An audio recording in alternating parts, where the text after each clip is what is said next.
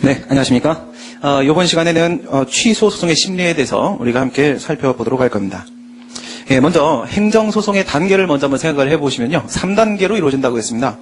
첫 번째는 소송재판에서 그 소송 요건을 구비하고 있는지에 대해서 판단을 하고, 그 다음 본안재판에서 본안 요건을 구비하고 있는지를 판단을 한다.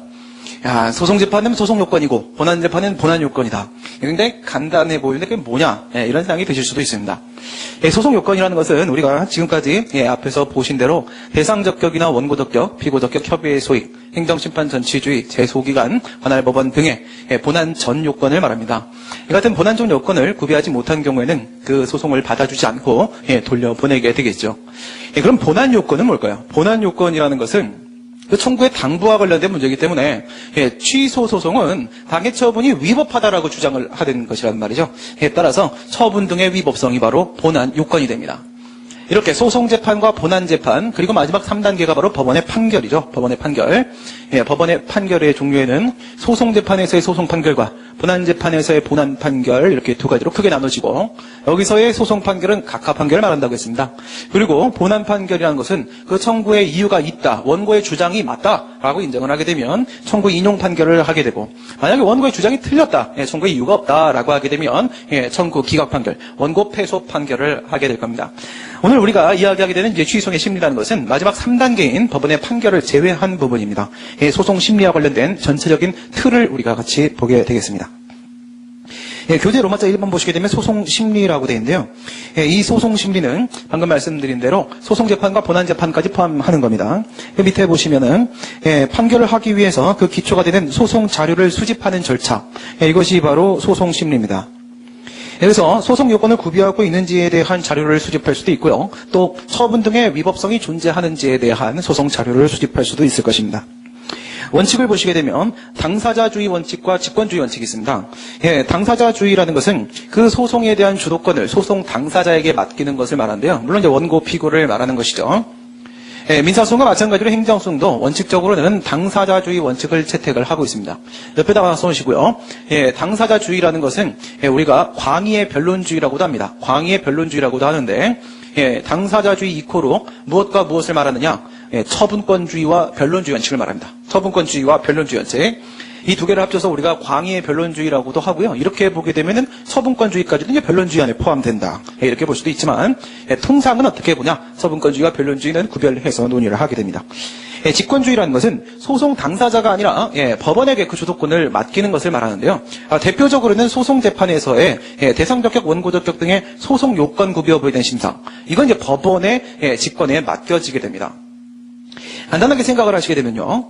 처분의 위법적 법에 대한 문제는 그것을 주장하는 사람 따로 있어요. 원고, 피고가 그 처분이 위법하다는 것은 이제 원고가 주장을 하고요.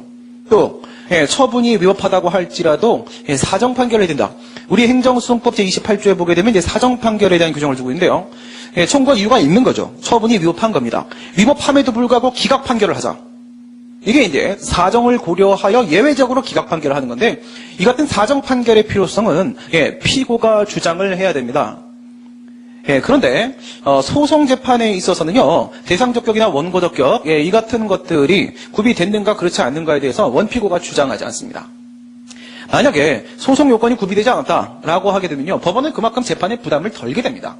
그런 만큼 법원은 따로 주장하지 않아도 소송 요건 구비 여부에 대해서 스스로 심사를 하겠죠.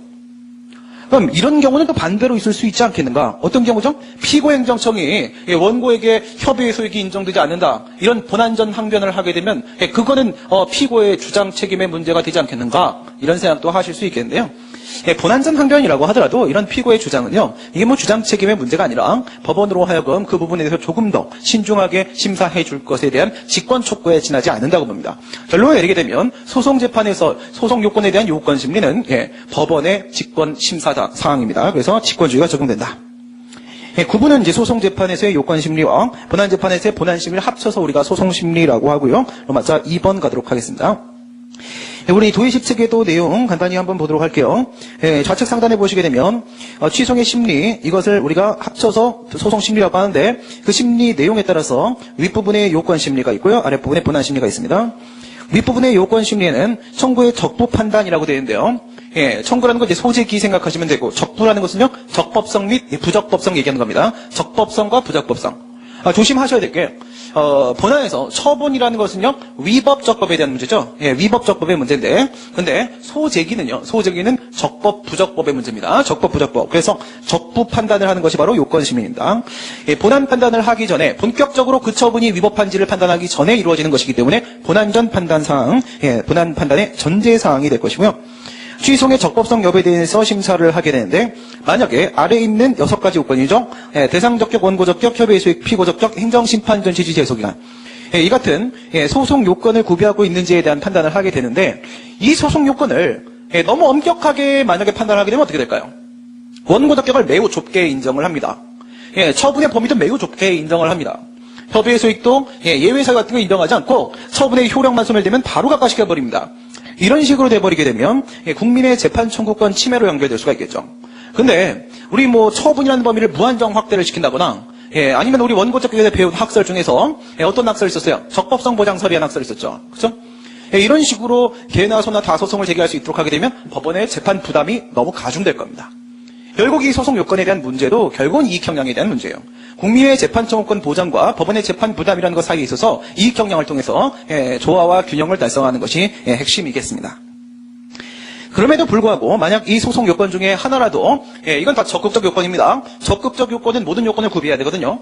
이 중에 하나라도 구비를 못하게 되면 어떻게 돼요? 그 소송이 부적법한 소송이 되는 겁니다. 그런 걸 우리가 이 취소는 부적법해 이렇게 말을 해요. 부적법한 소송으로 판단이 되면 그때 판결을 뭐라고 한다? 각하 판결이라고 한다. 각하 판결은 이제 소송 판결입니다. 소송 판결에는 본안에는 인용 판결과 기각 판결이 있지만 소송 판결은 오직 각하 판결밖에 없어요. 각하 판결이라는 것은 뭘 말하는 거냐면 물리치각자에다가 아래학자입니다. 물리치각자에다 아래학자. 그러니까 그 소송을 여기까지 어떻게 올려줘야지만 이 청구가 주장이 옳은지 그른지를 판단하게 되는데 올라오지조차 못하게 하는 거야. 올라오지조차 못하게 어떻게 아래쪽으로 물리치는 겁니다. 거절하는 거야. 집에 가. 이게 바로 각하 판결이죠. 소송 판결은 각하 판결 하나밖에 없습니다. 소송 요건을 다 구비를 하게 되면 별도의 판결이 나오는 것이 아니라 본안 판단으로 넘어가게 되는 것이겠죠. 우리 교재로 맞아 2번 봅니다. 소송재판에서의 요건심리. 소재기의 적법성과 관련돼서 본안전에 소송 요건을 구비했는가? 소송 요건 구비 여부죠? 이게 바로 소송 요건 구비 여부. 본안에서는 본안 요건 구비 여부 이렇게 될 것이고요. 그 다음에 소송 요건 보시게 되면 그 같은 소송이 적법한 것으로 취급받기 위해서 반드시 구비해야 되는 요건들인데 본안 판단의 전제사항이 되는 것을 말합니다. 본안전 요건이라고도 합니다. 본안전 요건이라고도 하고요. 대상 적격은 몇 조였나 하나씩 복습해볼까요? 행정소송법 19조, 본문이었죠. 원고 적격은요, 12조 1문이었고요. 협의의 소익은요, 판례는 그렇지 않지만 학설은 12조 2문으로 봅니다. 피고 적격은 13조 1항에 있고요. 그 다음 행정심판 전시주의는 18조 1항 본문에서는 임의적이고 단서에서는 필요적인 경우를 예외로 인정한다고 했습니다. 제소기간은 20조 1항에 안날 90일 있었고 그 다음 20조 2항에 있은 날 1년 있었습니다. 여기는 정당한 사유도 인정될 수 있다고 했고요. 3항에 1항에 있는 90일은 불변기간이다. 법원이 임의로 늘리거나 줄일 수 없다라고 했었습니다. 관할 법원은 행정소송법 구조였는데 이거는 행정소송에서 여러분들이 질문이 될 만한 부분이 아니기 때문에 크게 신경 안 쓰셔도 되고요. 판정시기 봅니다. 판정시기 사실심 변론종결시까지 구비하면 된다. 무슨 뜻이에요? 암만 이게 소송 요건이라고 하더라도 소재기 시점까지 전부 다 구비하고 있는지를 요구하지는 않습니다. 거기 보시면 특히 행정심판 전시주의라고 되어 있는데요. 여러분 행정심판 전시주의 행정소송법 18조 1항 단서에 보면 다른 법률의 규정이 있을 때는 반드시 행정심판을 거쳐야 된다고 했었습니다. 이 다른 법률이 어떤 게 있었죠? 국공노 도사징발이 있었습니다. 국가공무원노동조합에는 국가공무원노동조합에 누가 계세요? 위대한 영도자 동지, 신민동지가 계십니다. 그죠? 신민조합장님이 계시는데 그분의 발이 매우 커서 감사합니다. 이거였었죠. 그죠? 그렇습니다. 제가 시킨 대로만 하면 합격하십니다. 그래서 거기에 보시게 되면 행정심판 전치주의 예외적으로 반드시 행정심판 거쳐야 되는 경우도 있었는데요. 그렇다면은 행정심판을 거치지 않고 소송을 제기하면 어떻게 되는 거예요? 요건음결로 각하되는 거죠. 그죠? 이것도 소송 요건의 일종이니까.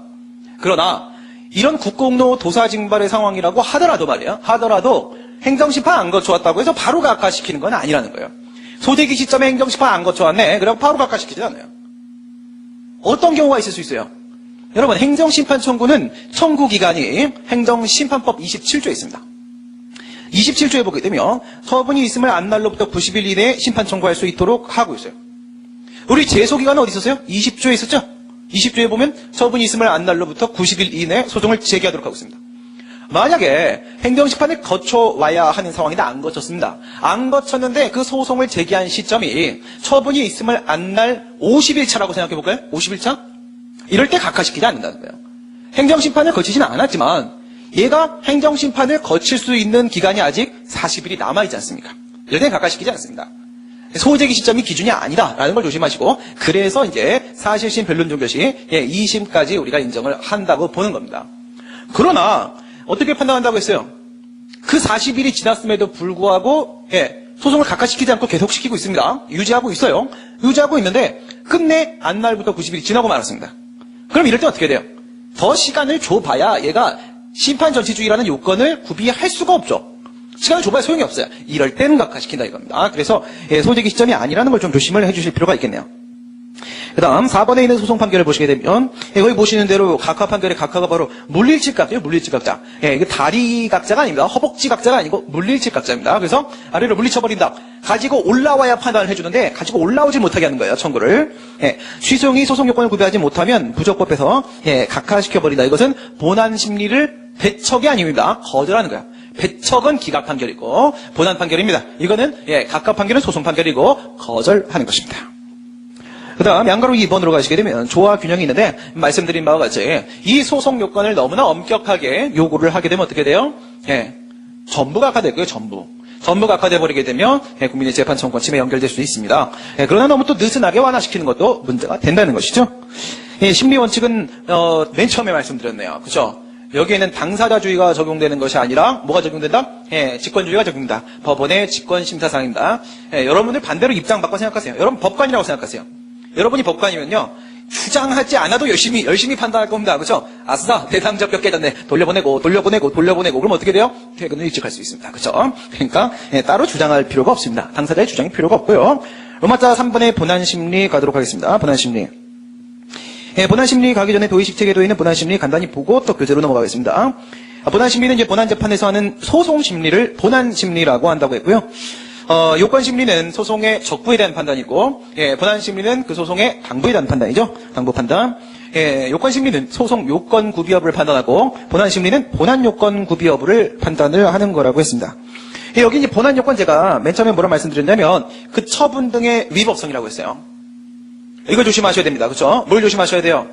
취소 소송하고 무효확인 소송은 다르다는 거죠? 취소과 무효확인 소송은 다르다. 이 그림 여러분들 많이 보셨어요. 그렇죠? 이 그림 한 1000번 정도 보셨지 않나 싶습니다. 이렇게 보시면은 만약에 이쪽을 우리가 취소 소송이라고 이렇게 생각해 보시고 우리 이쪽을 무효 확인 소송이다 이렇게 한번 보도록 하겠습니다. 이렇게 있을 때 여기 중간 항상 끊으면 뭐예요? 끊으면 위쪽은 위법, 그다음에 아래쪽은 적법 이렇게 되는 거고, 그 다음에 다시 위를 둘로 나눕니다. 이렇게 했을 때 위법한 경우에는 그 위법성의 정도에 따라서 무효 사유에 해당하는 경우가 있고 취소 사유에 그치는 경우가 있고요. 여기도 역시 마찬가지겠죠. 그다음 적법한 경우라고 해서 이보다 더 좋은 방법이 있을 때는요. 더 좋은 방법이 있을 때는요. 우리 그것을 부당하다라고 얘기하죠. 부당과 정당, 부당과 정당, 대중정당은 아니고요. 그렇죠? 이렇게 했을 때 취소성의 경우에 있어서는요. 여기까지만 도달하면 되는 거예요. 여기까지. 위법성까지만 도달하면 되죠. 왜? 위법하기만 하면 최소한 취소 사유에 해당하지 않습니까? 그렇죠? 무효면 어떡합니까? 무효면 어때요? 그렇죠? 분명히 이만큼은 위법할 거예요. 취소이라는 게 이만큼만 위법하면 나한테 이겼다고 승소 판결해 준 거 아닌가요?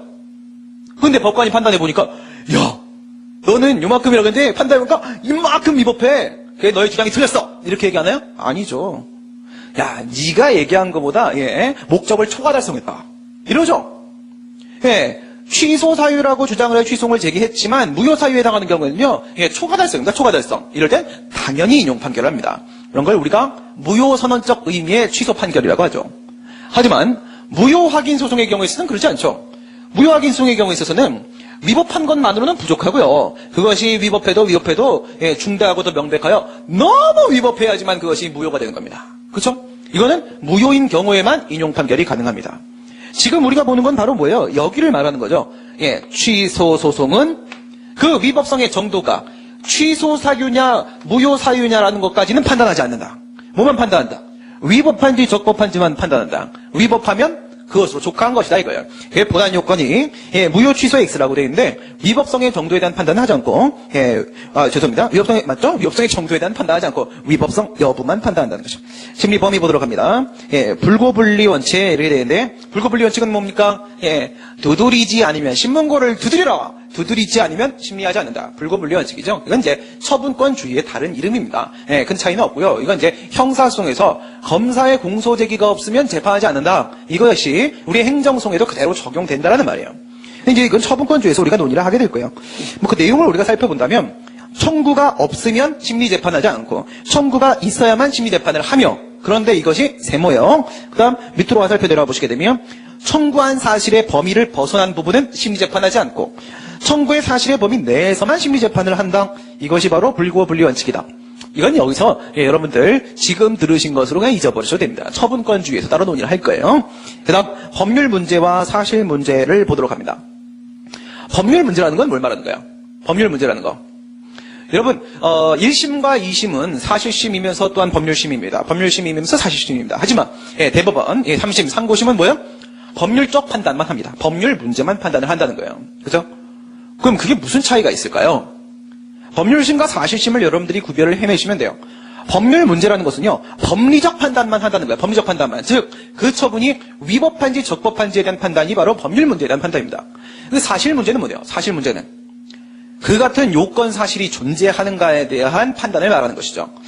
법원은 이와 같은 법률 문제와 사실 문제를 원칙적으로 모두 다 심리 재판한다라고 보는 것이 일반적이고요. 그다음 법률 문제는 당연히 실체법적인 내용상의 위법적법의 문제뿐만 아니라 주체, 절차, 형식상 위법적법 문제도 당연히 판단을 합니다. 법률 문제는 법률 적합성에 대한 부합 여부 말하는 것이고 사실 문제 원칙적으로 심리 재판이 가능한데 예외가 인정될 때가 있어요. 예외가 인정될 때가 어떤 경우냐? 우리식으로 치게 되면은 판단여지입니다. 판단여지. 우리 앞에서 판단여지 배웠죠. 판단여지. 그러니까 뭐 예를 들어서 뭐 예술 작품에 대해서는 보조금을 지급한다. 가장 예술적인 작품을 만든 사람한테 보조금을 지급한다. 뭐 문화관광부에서 그렇게 한다고 생각해 보세요. 그러면 법관도 판단할 수 있습니다. 예술력이라는 것은 심리적 그 가치가 큰 것으로서 뭐 이렇게 판단할 수 있어요. 요건 해석할 수 있죠. 그 다음 법관도 볼 수 있습니다. 법관도 뭐 이거는 세모고 이거는 동그라미고 이거는 네모고 법관도 이거는 확인할 줄 알아요. 사실 확인도 할 수 있습니다. 요건 해석 대전제입니다. 그죠? 사실 확정 소전제입니다. 그 다음 이제 뭐 결론 요건 포섭을 해야 되겠죠. 결론이 나올 텐데 이거 중에 뭐가 가장 예술적이지는 법관이 모릅니다. 그렇죠? 이건 몰라요. 이건 누가 알고 있습니까? 전문기관인 행정기관이 알고 있죠. 그래서 그 요건 포섭만큼은 행정부의 판단을 존중한다. 이것이 바로 판단여지죠. 이 같은 문제에서 사실 문제에 대한 심사가 일부 제한될 수도 있습니다. 근데 그 아래 CF 보시게 되면 CF 실질적 증거의 법칙이라는 게 있는데 방금 우리가 얘기했던 이런 판단여지 이론은 이건 독일에서 온 것이고요. 미국의 경우에 있어서는 뭐라고 하냐면 사법부가 법률 문제에 대해서 판단할 수 있는 것은 당연하다. 그러나 사실 문제는 사법부가 판단하지 않는다고 봐버립니다. 아예. 그리고 나서 이 부분은 사실 문제는 행정부가 판단하라. 행정부가 판단하라. 그리고 나서 그럼 사법부는 사실 문제에 대한 판단을 아예 손 놓고 있느냐? 그것이 아니라 밑에 보시면 그 같은 행정부가 인정한 사실에 합리적 기초가 될 수 있는 적절한 증거가 있는지만 봅니다. 이런 것을 우리가 사실 문제에 대한 일정한 제한이라고 하는데 크게 뭐 이렇게까지 여러분들이 생각하실 건 없고요. 간단하게 생각을 하십니다. 간단하게 법률 문제든 사실 문제든 모든 문제에 대해서 법원은 판단할 수 있다. 이렇게 봐주시면 되고요. 그 다음에 이제 재량 행위를 보도록 합니다. 여러분 이제 과거에 있죠. 과거에는 재량 행위를 뭐라고 봤었냐면 완전한 무제한적 자유, 행정청의 무제한적 자유, 입법자가 행정부에게 인정한 자유재량이라고 봤었습니다. 그렇다면은 뭐 자유롭게 무제한적으로 할 수 있는 거니까 그럼 뭐 어떤 행동을 어떤 판단을 어떤 결정을 내리든지 간에 그것이 위법에 칠 수가 없습니다. 이걸 우리가 어디서 배웠었냐면 앞에서 행정소송의 한계에서 배웠었죠. 재량행위는 원칙적으로 위법적법의 문제가 발생하지 않고 단순히 적법한데 정당부당의 문제만 발생한다고 했습니다. 그러나 법원의 소송이라는 것은 위법적법을 판단하는 것이기 때문에 정당부당의 문제에 대해서는 판단할 수가 없다. 따라서 사법심사의 대상이 될 수가 없는 것이 원칙이다. 재량행위는. 이렇게 봤죠. 그러면서 행정소송의 한계에서 뭐라고 했냐면 예외가 인정된다고 했어요. 그래서 아예 예외를 보게 되면 아래 최근에는 무엇을 인정합니까? 무하자 재량행사 청구권이라는 것을 인정하죠. 행정적인 재량권이 인정된다고 하더라도 하자 없는 재량권 행사를 해야만 하는 의무가 국가에게 인정되고 부과되고 국민은 하자 없는 재량권 행사를 해달라고 요구할 수 있는 권리가 인정됩니다. 이게 어딨냐? 행정소송법 27조에 나와 있습니다. 27조에. 고 유태 교수님은 이 27조는 무하자 재량행사 청구권 규정이라고 보셨었습니다. 그렇습니다. 행정청의 재량권 행사로 일정한 한계를 일탈하면 안 되죠. 그래서 이제 최근에는 재량행위를 완전한 자유재량은 아니고, 기속재량이다. 일정한 기속 의무가 있다. 무하자 재량행사 의무라는 게 있다. 해서 기속재량으로 이렇게 보고 있습니다. 그러면, 재량행위의 경우에서 항상 위법적법에 문제가 발생하냐? 그건 아니거든요. 원칙적으로 정당부당의 문제만 발생하는 것은 맞습니다. 하지만, 이 재량권 행사의 한계라는 것이 존재한다고 인정을 한 이상, 재량행위니까 행정소송의 한계야라고 해서 무조건 각하시켜서는 안 된다는 것이 통설 판례 입장입니다. 왜 그러냐? 행정소송의 한계를 준수하면 물론 정당부당의 문제만 생깁니다. 그러나 그 한계를 일탈하면 위법해질 수 있지 않습니까? 이건 사법심사의 대상이 될 수 있잖아요. 그런데 그 기준이 되는 게 바로 뭐냐면 한계를 일탈했냐 준수했냐 문제거든요. 근데 이거 한계를 일탈했냐 준수했냐 문제는 이거 본안 문제 아닙니까? 위법적법 문제니까. 바로 각하시킬 수는 없다는 거예요. 소송재판 단계에서 한계를 일탈했나? 한계를 일탈하지 않고 준수했군. 준수했으니까 정당부당의 문제일 뿐이야. 이래갖고 각하를 시킨다? 그럼 뭐 이미 위법하지 않다는 것까지 다 판단한 거 아닙니까? 소송재판에서. 그렇죠? 그렇습니다. 그래서 한계를 일탈했는지 여부, 즉 준수했는가 일탈했는가 이 문제는 본안 문제이기 때문에 판례 역시도 이렇게 말해요. 재량행위에 대한 소송을 제기했다 하여 그것을 바로 각하할 것이 아니라 본안에서 그 한계를 일탈했는지 여부에 따라 어떻게 해라? 한계를 준수했으면 기각하고 한계를 준수하지 않고 일탈했으면 인용을 하라. 청구를 인용하라. 이렇게 보고 있는 것이죠. 우리 본안심리와 관련된 내용을 좀 봤는데요. 또 교재를 확인해 보도록 하겠습니다. 로마서 3번 본안심리. 청구의 당부입니다. 소송재판은 적부, 본안재판은 당부 관련돼서 처분 등의 위법성에 관한 심사한다. 처분 등의 위법성 밑줄 그시고 이게 뭐라고요? 본안요건이죠. 본안요건 구비 여부를 심사한다. 이번 본안요건 청구가 이유가 있는 것으로 인정받기 위해서 요구되는 요건이죠. 본안요건 동그라미면 청구 인용 판결, 본안요건 X면 청구 기각 판결이에요. 근데 이 본안요건이 바로 뭐냐? 처분의 적법성 판단이죠. 뭐가 아니라고 했어요? 무효 취소 여부는 판단하지 않는다고 했습니다. 위법성 판단입니다. 조심해 주시고. 그 다음 본안 판결 보도록 합니다. 이 같은 본안 요건을 구비했는지에 따라서 인용 판결과 기각 판결하죠. 인용 판결 보시면요. 뭡니까? 인정할 인자에다가 받아들일 용자입니다. 너의 주장을 인정하마. 그래서 너의 주장을 받아들인다. 이게 바로 청구 인용 판결입니다. 이러면 원고가 승소하는 거죠. 원고 승소 판결. 취소의 본안 심리 결과 원고의 주장이 이유가 있으면, 즉 본안 요건을 구비했으면, 즉 처분이 위법하면 청구를 받아들이는 본안 판결. 그다음 본안 요건을 충족했다고 판단되는 경우에 우리 행정소송법 같은 경우에는요. 판결에 대한 규정이 따로 없죠. 행정심판법은 행정심판법 43조에서 1, 2, 3, 4, 5항이 있어요. 1항은 각각, 2항은 기각, 3, 4, 5항은 인용재결. 취소심판의 인용재결, 무효하기 심판의 인용재결, 의무행심판의 인용재결이 3, 4, 5항이죠. 하지만 행정소송법에는 뭐가 없어요? 판결에 관한 규정이 없습니다. 물론 사정판결 하나 있어요. 28조에. 그죠? 그러면 뭘 가지고 봐야 되냐? 항고소송에 대한 정의 규정 가지고 보셔야 돼요. 정의 규정이 어딨냐? 행정소송법 4조에 있죠? 취소에 대한 규정 4조 1호를 보시게 되면 취소 또는 변경을 구하는 소송이라고 되어 있습니다. 그러면 인용 판결에는요. 취소 판결이 있을 수 있고 변경 판결이 있을 수가 있는 거겠네요. 그 다음 기각 판결 봅니다. 기각 판결은 이거 무슨 글자입니까? 버릴 기자죠. 버릴 기자. 그죠? 스트라이크 이거는 우리말이고요. 그죠? 버릴 기자입니다. 그래서 버린다, 물리친다. 뭐예요? 각하시키지 않고 우선 가지고 올라와봐. 그래서 가지고 올라왔습니다. 가지고 올라왔는데 이런 너의 주장은 쓰레기 해서 다시 던져버리는 거야. 이게 뭐야? 버립니다. 버리고 물리치는 거. 이게 바로 기각 판결입니다. 기각 판결이라는 것은 우리 앞에서 각하는 거절하는 거라고 했고요. 기각은요. 배척하는 겁니다. 청구의 주장이 틀렸다. 이유가 없다라고 해서 배척하는 거고. 이렇게 되면 그 처분이 제대로 이루어졌다라고 지지해주는 판결이죠. 지지해주는 판결, 처분 등을 그대로 유지시키게 됩니다. 조심하세요. 처분이 위법하면 제거시킵니다. 처분이 적법하면 유지시킵니다. 밑에 있는 사정 판결이 뭘까요? 이건 두 개를 섞은 거예요. 어떻게 섞었냐면 청구가 이유가 있어요. 처분 등이 위법합니다. 그럼에도 불구하고 제거하는 게 아니라 유지합니다. 이게 바로 사정 판결이죠. 예외적인 기각 판결이에요. 예외적인 기각 판결. 원고의 주장이 이유가 있음에도 불구하고 무슨 뜻? 밑줄 그시고 처분 등의 위법성 인정이죠. 위법함에도 불구하고 그와 같은 처분을 취소 변경하는 것이 공공복리에 적합하지 않는 경우 무슨 뜻? 지금 얘가 억울하게 사익침해가 발생했다라고 해서 소송을 제기했는데 그 사익침해를 그냥 좀 참아라라고 얘기할 수밖에 없을 정도의 엄청난 공익이 존재하는 겁니다. 이 공익은 언제 발생하는 거냐면 처분의 위법적 법은 그 처분했을 때를 기준으로 해서 너 그때 했을 때 잘했어 잘못했어 이렇게 하는 건데 그 처분을 한 다음에 뭔 일이 발생한 거예요. 뭔 일이. 그런 걸 우리가 사정변경이라고 합니다. 뭔 일이 발생했는데 이 사정변경이 엄청난 공익을 동반하는 거죠. 엄청난 공익이 뭘까요? 시원한 버스를 예쁜 여학생들과 함께. 그게 바로 엄청난 공익이죠. 그래서 행정고시 기출문제에서는 이런 문제가 있었습니다. 그럭저럭 시내버스 운송사업을 유지하고 있는 갑이 있었다. 관할행정청은 대규모 업체 을에게 같은 노선에 대한 버스 운송사업 면허를 해주었다. 그런데 이 갑은 그 면허 처분이 위법하다라고 해서 취소를 지겠다. 을은 면허 요건을 다 구비하지 못한 상태에서 사실은 허가를 받았다는 것이다. 따라서 갑의 청구는 이유가 있었다. 그러나 을이 버스를 운행하기 시작하는 순간 대규모 업체죠? 대규모 업체요. 그 버스 안에는 무엇이 있었다? 1인 좌석마다 PC가 비치되어 있고, 승무원처럼 너무나, 아름다우신 버스도 옛날에 안내양이 있고, 에어컨은 빵빵 터지고, 속도는 택시보다 빠르다.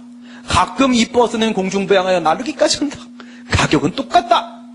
그래서 어떻게 된다고요? 너무나 많은 시민들이 을의 버스를 탄다 이겁니다. 이런데 만약에 을에 대한 면허 처분을 취소해버리게 되면 어떻게 돼? 을은 이제 운행을 못하죠. 너무나 많은 사람들이 그 버스에 익숙해 있습니다. 그러면 그 사람들에게 이제는요, 불편을 초래할 수밖에 없습니다. 이런 경우에는 예외적으로, 기각을 시킬 수도 있어요. 을에 대한 면허 처분의 효력을 그대로 유지시킬 수도 있습니다. 갑은 어떡하냐고요? 공익이 너무 커서 갑에 대한 직접적인 구제를 포기한 건 맞지만, 구제를 아예 포기한 건 아니고요. 이럴 때는 갑에게 손해배상을 해주게 됩니다. 이런 게 바로 사정판별이에요. 어떤 사정변경이 발생해서 그 사정변경을 고려하여 예외적으로 기각시키고 그 처분의 효력을 유지시키는 것. 왜? 너무 많은 사람이 그 버스를 타니까. 이미 형성된 기성의 공공복리, 공공의 이익과 행복을 유지하기 위해서 인정되는 사정판결입니다. 심리의 범위를 보시게 되면 양가로 1번에 불구분리 원칙이 있습니다. 고하지 아니하면 심리하지 아니한다. 이래 있고 다른 내용은 뭐지 아까 말씀드린 내용 그대로죠. 법률 문제와 사실 문제도 설명을 다 드렸고요. 재량행위도 마찬가지네요. 판례 한번 볼까요? 밑에 보시면 재량행위에 대한 취소를 곧바로 각하할 것이 아니라 본안심사를 통하여 그 한계 일탈 여부를 심사하여야 할 것이다. 이게 바로 판례 입장입니다. 원칙적으로 정당부당의 문제만 발생하는 건 맞지만 하지만 한계를 일탈했는지에 대한 판단이 필요한 것도 맞고 이 한계를 일탈했는지 여부에 대한 판단은 본안은 문제이기 때문에 소송재판 단계에서 바로 각하시킬 수는 없고 본안에서 한계 일탈 여부를 심사해야만 한다라는 내용이고요. 다음 심리의 원칙 갑니다. 우리 다시 도의식 체계도 가져왔고 심리의 원칙 보도록 하겠습니다. 첫 번째, 그 위에 있는 처분권주의하고 두 번째에는 변론주의를 합쳐서 뭐라고 부른다고요? 소송의 주도권을 소송 당사자에게 맡긴다. 당사자주의라고 합니다. 당사자주의. 위에 보시게 되면 광의의 변론주의가 당사자주의며 그 다음 협의의 변론주의와 처분권주의를 포함하는 개념이다 이렇게 됐죠. 처분권주의라는 것은 그 절차의 개시, 소의 개시, 소송물, 심판의 대상, 그 다음 소의 종료, 절차의 종료 등 당사자의 의사에 맡긴다. 당사자의 처분에 맡긴다. 이게 바로 처분권주의죠. 처분권주의. 사적 자체의 원칙이 소송법에 적용되는 케이스를 우리가 처분권주의라고 한다. 이렇게 돼 있고 이런 판례가 있습니다. 원고가 청구하지 않은 개별 공시지가 결정에 대한 위법성 판단을 한 판결은 처분권주의에 반한다라는 판례가 있어요. 그러니까 원고가 개별 공시지가 결정의 위법적 법을 판단해 주세요라고 하지 않았어. 근데 법원이 알아서 막 판단을 해. 이건 처분권주의에 반한다는 겁니다. 처분권주의에 반한다. 뭐 때문에 그래요? 그건 위에 있는 소송물, 심판의 대상 때문에 그렇습니다. 그 다음에 이 처분권주의는 처분사유 추가 변경에서 주로 논의가 되죠. 변론주의 원칙을 보도록 합니다. 변론주의 원칙이라는 것은 소송 자료의 수집 제출, 즉 소송 심리의 판단 자료는 누구에게? 소송 당사자의 권능에 맡긴다. 이게 바로 변론주의 원칙이고요. 이건 민사소송법이 행정소송에도 그대로 준용되기 때문에 행정소송에도 그대로 유효합니다. 이 변론주의 원칙의 정면으로 대비되는 개념이 바로 직권탐지주의입니다. 이거 알기 쉬운 행정법에서 배우셨죠? 변론주의 원칙. 기억나세요? 예. 뭐라고 말씀드렸어요? 가스가 유출되면 가스 누출 탐지기를 가지고 누출, 어디서 누출되는지를 파악한다. 그러면 취소를 제기하게 되면 법관이 여기다가 이렇게 딱 붙여가지고 이렇게 모자 있죠? 이렇게 뿅 나온 거. 그래서, 예, 위법성 탐지기를 가지고 여기가 위법하네, 절차상하자네, 여기가 위법하네, 내용상하자네, 해준다? 안 해준다. 안 해준다. 소송 당사자가 주장한 사실에 대해서만 판단하고, 걔들이 입증한 사실만 근거로 결론 내린다. 이게 바로 변론주의 원칙이죠. 그죠? 변론주의 원칙. 예, 그런데 밑에 예외 우리 행정소송법 26조에는 직권심리주의라는 조항이 있다. 이거 도대체 뭐냐 이거죠? 예. 그래서 밑에 먼저 주장책임과 입증책임 내용을 보도록 합니다. 주장책임이라는 것은 뭘 말하냐? 주장을 할 책임이죠. 입증책임은요. 입증을 할 책임이죠. 주장을 할 책임이라는 것은요. 주장하지 않으면 심리해주지 않습니다. 주장하지 않아서 그 같은 사실이 없는 것으로 취급당하고 그래서 불이익을 받게 되는 것이 바로 주장책임이에요. 불이익이라는 것은 바로 패소위험입니다. 패소위험. 예. 패소하게 되는 위험을 받게 되는 것이 바로 주장책임입니다. 그럼 입증책임은 뭐예요? 입증책임은 주장한 부분에 대해서만 법원이 판단한다고 했어요. 주장한 사실만 판단하는데 그런데 그 주장을 하게 되면 이제 법원이 스스로 막 이렇게 막 증거를 조사해가지고 이 주장은 맞고 이 주장은 틀렸고 해주냐? 안 한다. 또 주장한 사실에서 판단을 할 때도 원피고가 지들이 입증을 해서 법관에게 확신을 줘야 된다. 법관에게 확신을 못 주면 그 같은 사실은 또 없는 걸로 취급당한다. 그래서 없는 걸로 취급당했을 때 발생하는 패소위험, 불이익이 바로 입증책임입니다. 여러분 이런 입증책임은 왜 인정되는 걸까요? 여러분 생각해 보세요. 소송 자료를 제출할 수 있는 시기는 2심, 4실심까지입니다. 그런데 이와 같은 최종 단계인 변론 종결 시점까지 그때까지 제출된 소송 자료만 가지고 봤을 때 이 처분이 위법한지 적법한지가 아직도 법관 입법에 불분명해. 위법한가 적법한가 모르겠어. 몰라. 뭐 이래갖고 나 못해. 네가 그냥 니네들이 몰라. 이렇게 보내도 돼요? 안 됩니다. 왜 처분권주의에서 뭐라고 했어요? 소외 개시 소송물 소외 종료. 소외 종료도 어떻게 해요? 당사자가 그것을 취하지 않으면 종료되지 않습니다. 법관은 어쨌든 간에 뭐예요? 결론을 내려줘야 돼요. 근데 법관은 모르겠다 이거야. 위법적법. 이게 위법한지 적법한지 지금까지 제출된 자료만 갖고는 모르겠다 이거야. 이럴 때 어떻게 하라고요? 한 놈한테 독박 씌워야 됩니다. 그 독박 씌우는 게 바로 입증책임이에요. 야, 지금 이 부분 있잖아. 이게 명확하지가 않아서 지금 애매한데 말이야. 이거를 있다 없다를 입증해야 되는 친구가 너네, 원고 너네, 피고 너네. 이 책임인데 네가 그 책임을 다하지 않아서 불분명한 거니까 야, 네가 책임져. 너가 쳤어. 패소. 이게 바로 입증책임입니다. 무슨 말인지 아시겠죠? 예, 뭐 할 수가 없다고요? 법원은 재판을 거절할 수가 없어요. 그것 때문에 발생하는 게 바로 입증책임의 문제인 거죠. 예, 그러면 이 같은 입증책임 여러분 이제 옆에다가 써놓으세요. 주장책임 옆에다가 반대말이 뭐예요? 반대말이 직권탐지라고 했어요. 위법한지 아닌지 판단하는 거. 그렇죠? 예, 입증책임은요. 반대말이 뭘까요? 입증책임의 다른 이름이 거증책임이에요. 거증책임. 거증이 뭐예요? 증거자료를 들어서 이렇게 갖다 줘야 된다는 거야. 그러면 그 증거 조사를 원고나 피고가 해야 된다는 얘기인데 여기에 대한 반대말은요. 법원이 직권 증거 조사하는 겁니다. 예, 주장 책임 옆에다가 써놓으시고 반대말은 직권 탐지. 입증 책임의 반대말은요. 직권 증거 조사입니다. 그런데 행정소송법 26조에는 뭐라고 되어 있냐면 직권 증거 조사를 법원이 필요하면 알아서 할 수 있다고 되어 있어요. 직권 심리를 인정합니다. 그러니까 입증 책임의 예외를 인정한다고요. 이게 왜 인정하냐면요. 아니 그냥 민사관계에서 사법관계에서 지들끼리 싸우는 거면요. 야, 네가 싸움 붙이고 나서 말이야. 네가 싸움 똑바로 해야지. 자료를 제대로 준비 안 해왔네. 그러면 누구 주장이 옳은지는요. 얘들이 제출한 자료만 갖고 판단하면 그냥 되는 거예요. 그렇죠?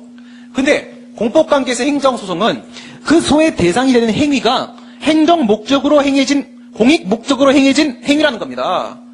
이 소송에는 공익 목적이 2분의 1이 개입되어 있다는 거예요. 물론 원고의 사익이 침해됐다 뭐다 뭐 이런 말을 하긴 하지만 그렇다고 해서 여기 공익의 부분이 없다고 볼 수 있는 거 아니죠. 반이 공익적인 부분이란 말입니다.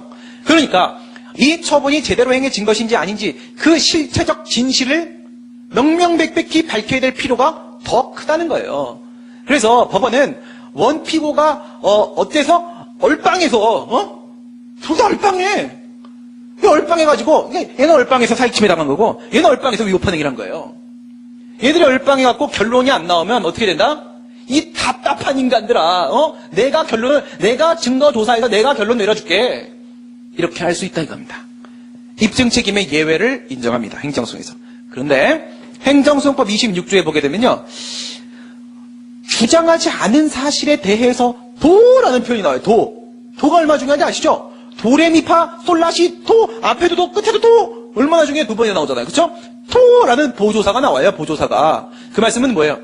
과연 주장하지 않은 사실에 대해서도 법원이 심사를 할 수 있다는 것이 전면적으로 그렇게 할 수 있다는 것이냐, 그게 아닌 것이냐라는 문제가 주장 책임의 예외를 인정할 수 있겠는가에 대한 문제는 26조의 직권심리 규정에도 불구하고 다시 학설 판례 문제로 넘어가게 됩니다. 정리합니다. 26조의 직권심리 규정에는 입증 책임의 예외는 100% 인정한 건 맞습니다. 이견 없습니다. 그러나 주장 책임의 예외는요, 인정할 것인지 말 것인지 학설 대립이 있습니다. 그 내용을 하나씩 보도록 하겠습니다. 주장 책임, 주장하지 않는 사실은 없는 것으로 취급하여 발생하는 당사자의 불이익을 말한다. 행정소송법 26조의 직권심리 규정에도 불구하고 변론주의 원칙을 기본 구조로 한다라고 보는 것이 판례 입장이다. 괄호에 이렇게 돼 있는데, 이 괄호의 내용은 바로 뭐냐면, 판례는 주장 책임의 전면적 예외는 인정하지 않는다는 겁니다. 입증 책임처럼 전면적 예외를 인정 안 해요. 밑에 그러면 행정소송법 26조의 직권심리주의는 뭐냐? 학설이 직권증거조사주의설, 변론주의 보충설, 직권탐지주의설 이렇게 세 개가 있습니다. 제가 말씀드리길 뭐라고 했냐면 입증 책임의 예외는 이견 없이 인정한다고 했어요. 그래서 거기 보시면 예외 동그라미, 예외 동그라미, 예외 동그라미 이렇게 돼 있어요. 왜 그러냐면 직권증거조사주의설부터 직권탐지주의설, 직권탐지주의설까지 가면요, 애당초 변론주의 원칙을 포기해버리는 겁니다. 아예 포기하는 거예요. 그러니까 어떻게 하는 거야? 법원이 개입할 수 있는 여지를 점점 넓혀가는 겁니다. 직권증거조사주의설이 법원의 개입 여지를 제일 좁게 보는 거고요. 직권탐지주의설이 법원의 개입 여지를 제일 넓게 보는 겁니다. 그런데 제일 좁게 보는 직권증거조사주의설의 입장이 뭐예요? 직권증거조사가 된다잖아요. 그렇죠? 직권증거조사는 바로 입증책임의 반대말이라고 했지 않습니까? 제일 좁게 보는 친구가 입증책임의 예외를 인정하니까 밑에 있는 친구들은 당연히 그건 인정해요. 그러면 쟁점은 바로 주장책임 여기서 예외를 인정할 것이냐 이거죠. 오른쪽에 이때 직권증거조사주의설은 뭐라고 하냐? 직권증거조사까지만 인정한다 이거예요. 직권탐지는 아예 인정하지 않는다. 주장책임의 예외는 절대 인정하지 않는다 이거고, 직권탐지주의설은 뭐라는 거예요? 입증책임뿐만 아니라 주장책임의 예외도 전면적으로 인정한다. 아예 변론주의를 포기하자 이렇게 하는 것이고, 변론주의 보충설은요, 세모 주장책임의 예외는 어떨 때는 인정될 수도 있어. 언제? 소장에 일건 현출된 것을 봤을 때. 그런 경우에만. 뭔 소리야 그게? 얘가 대리인도 바본 거예요. 필요의식 위반이야 이렇게 말하면 되는데, 필요의식 위반이야라는 말을 주장을 하질 않았어요 명확하게. 근데 이제 소장에 뭐라 돼 있어요?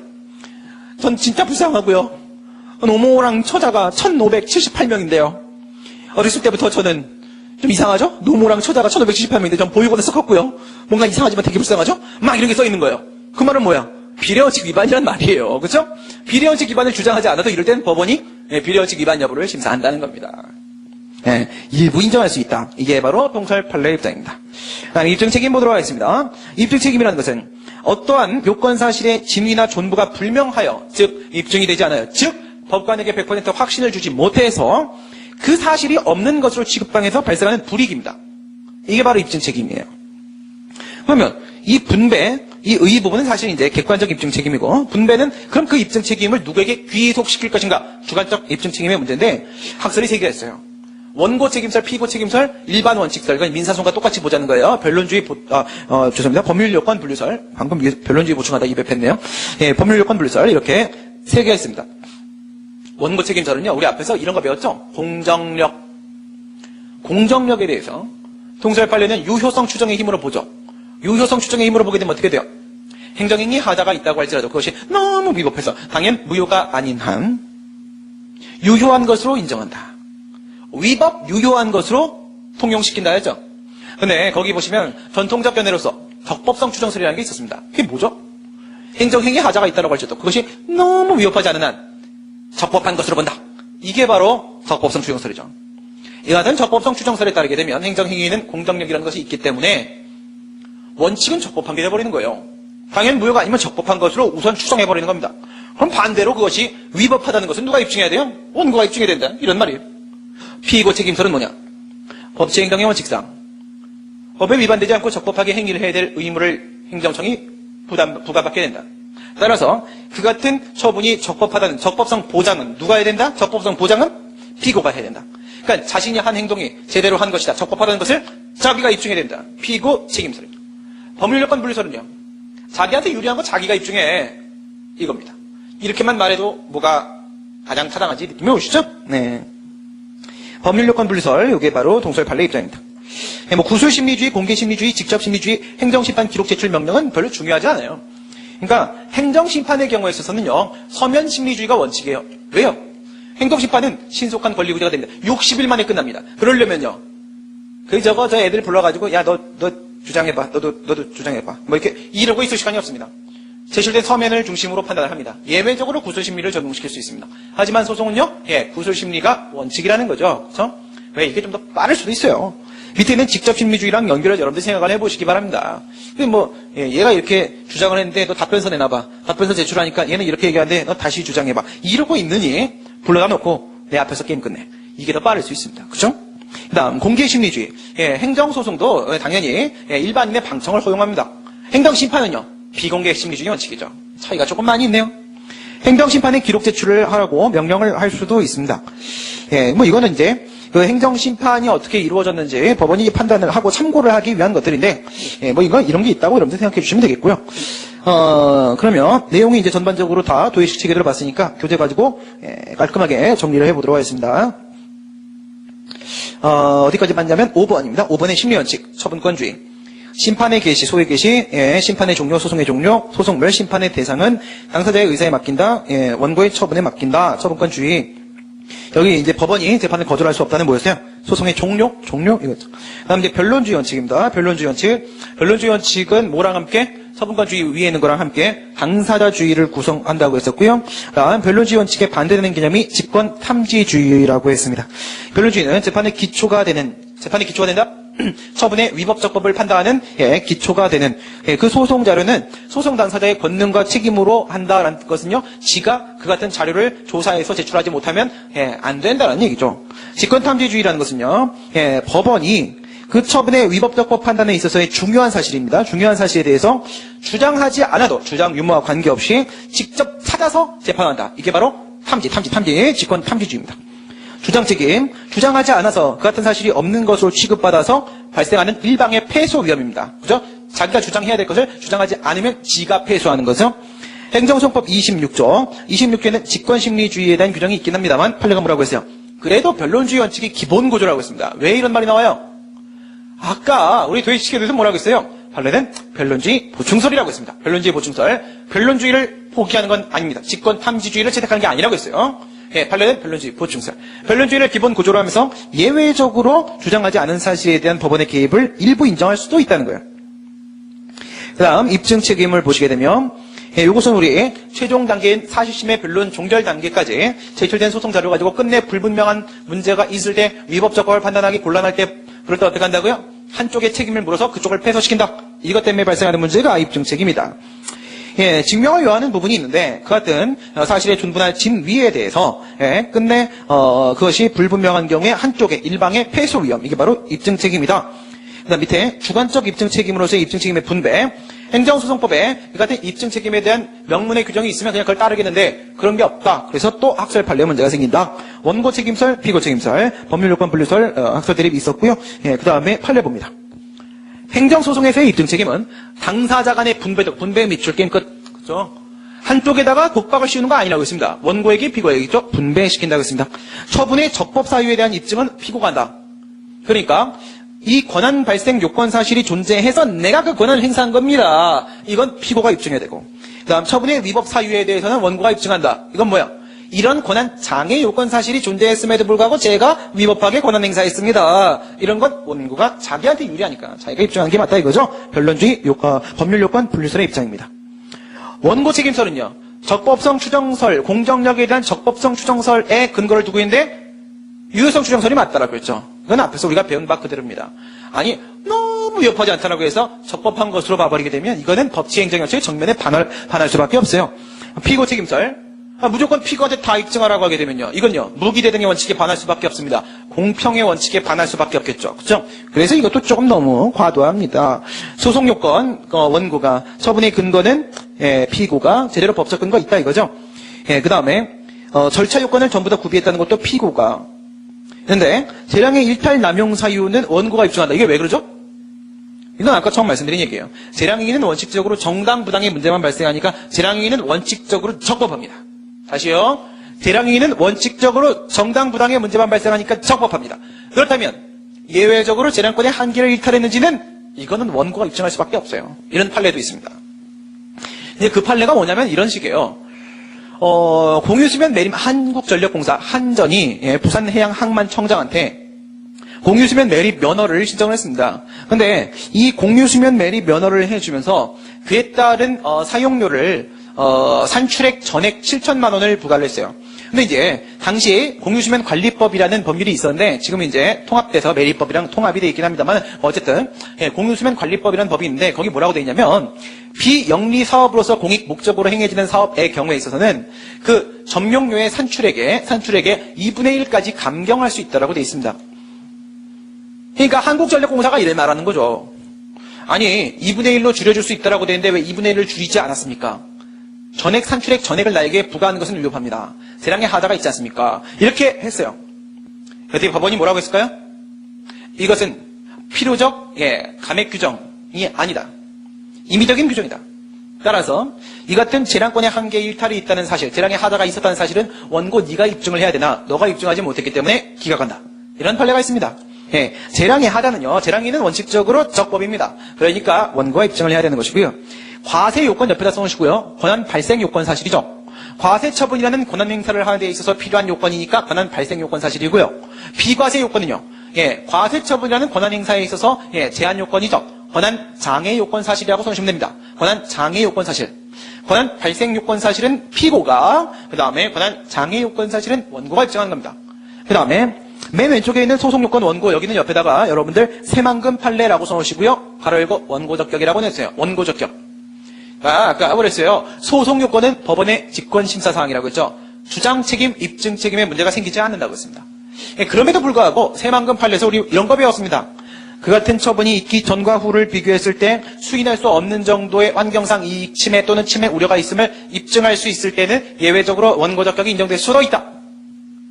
이 판례가 예외적으로 소송 요건에 대한 문제를 원고의 입증 책임의 문제로 전환시킨 부분이 있어요. 그러니까 예외적으로 소송 요건도 원고가 입증해야 될 때도 있다 이겁니다. 예외적으로요.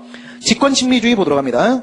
행정소송법 26조에서 입증 책임의 예외는 분명히 인정하고 있는데요. 주장 책임의 예외를 과연 인정하고 있는지가 좀 애매하게 돼 있어요.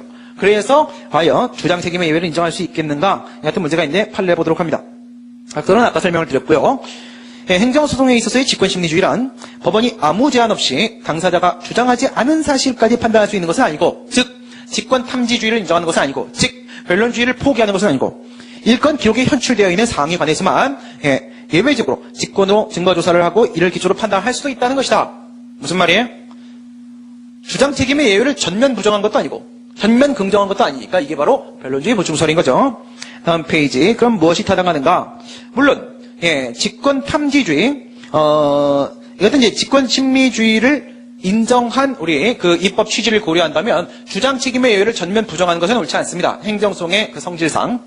그런데 과연 이 직권 탐지주의를 전면적으로 도입할 수 있겠는가? 이런 문제가 있어요. 직권 탐지주의를 전면적으로 인정을 했을 때 장점은 바보 같은 원고 피고가 있다라고 할지라도 똑똑한 법관이 직접 개입해서 실체적 진실을 밝혀낼 수 있다는 장점은 있겠죠. 근데 이렇게 되면 어떻게 돼요? 법관이 트리플 A형이 됩니다. 그렇죠? 주장하지 않는 것도 하나씩 다 판단해. 그러면 어떻게 피곤해 죽어버려. 그렇죠? 그래서 재판의 부담이 가중될 수밖에 없죠. 그래서 또 양자 사이의 이익 형량입니다. 조화 균형. 그러면 변론주의 보충설이 맞겠다 이겁니다. 구술심리주의, 공개심리주의, 직상방심리주의, 직접심리주의, 행정심판 기록제출 명령은 여러분들 그냥 읽어보면 충분한 내용이라고 볼 수 있겠습니다. 지금까지 취소송의 심리에 관해서 함께 살펴보았습니다. 수고들 많이 했습니다. 수고하셨습니다.